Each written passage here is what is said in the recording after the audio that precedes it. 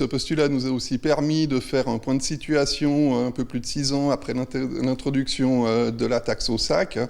On s'est rendu compte que notamment les ordures ménagères ont fortement baissé de plus de 220 kg à 115 kg par habitant. On se rend compte qu'au niveau des écopoints qu'on a, il y a certaines problématiques, que ce soit dans le nouveau quartier d'Iconot ou sur les autres écopoints situés dans la ville, et on se rend compte que la déchetterie fonctionne bien.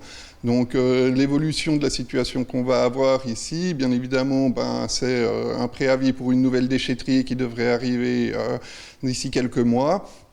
Et on a décidé de ne pas développer les écopoints en dehors en fait, des nouveaux quartiers. Donc nouveaux quartiers comme la Combat, bien évidemment, on va un peu comme Iconot, mettre en place un écopoint, ça soulagera un tout petit peu la déchetterie où on sait qu'il y a beaucoup de monde qui vient, notamment aussi les samedis.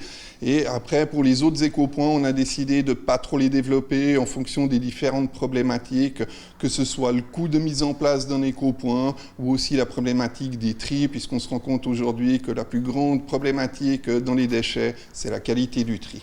Est-ce qu'on pourrait résumer la situation ainsi? Pas d'écopoints supplémentaires, augmenter la qualité du tri et puis toujours se poser la réflexion sur la reprise du plastique.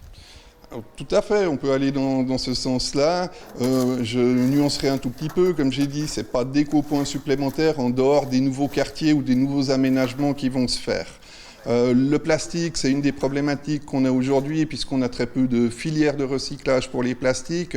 Nous, actuellement, on collecte tous les plastiques qui sont ensuite envoyés à Tridel, à l'usine de valorisation thermique.